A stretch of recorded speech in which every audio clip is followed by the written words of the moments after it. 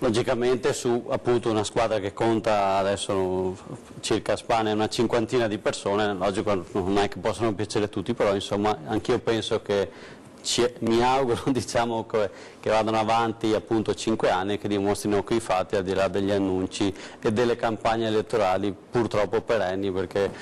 non aiuta a dipanare un po' la nebbia, la polvere della campagna elettorale, questo clima costante di annunci su annunci su annunci, lo dico molto serenamente con un po' di onestà intellettuale. Io volevo anche un po'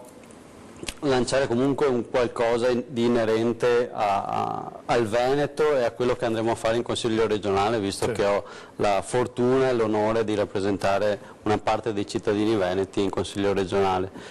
Tra 2 giorni, martedì, insomma tra qualche giorno, andremo a toccare lo statuto della Regione Veneto, che in piccolo è la nostra Carta Costituzionale regionale. Io mi auguro che nell'anno del referendum sull'autonomia, lei giustamente sfoggia la bandiera con molto orgoglio, che questa maggioranza abbia il coraggio di dare attuazione a quella cosa che sta scritta nel contratto di governo anche a Roma, che è la democrazia diretta, anche qui in Regione Veneto.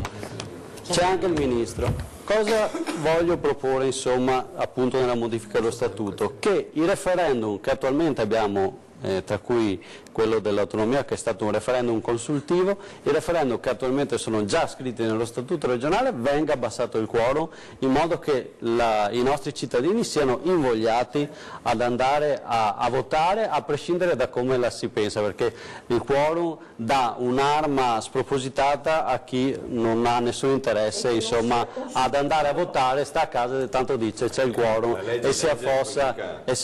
La Costituzione, poi mica inserire è l'ora. No, il quorum si può abbassare, si può togliere, si può abbassare e si può rivedere. Seconda cosa che secondo me manca, e secondo me è questo il vero atto di coraggio che dovrebbe avere questa maggioranza, dare ai cittadini la possibilità di proporre, non solo cassare o essere consultati, ma di proporre qualcosa di nuovo al Consiglio regionale, quindi il referendum approvativo, quindi si fa la proposta che il Consiglio regionale può fare sua, altrimenti si consultano i cittadini e se la maggioranza degli aventi diritto dice che quella proposta ha senso di essere portata avanti, diventa legge per la Regione Veneto, quindi vera democrazia diretta e dare la possibilità ai cittadini di intervenire anche al di fuori di chi in quel momento sono i consiglieri regionali che sono stati eletti e chiamati a rappresentare.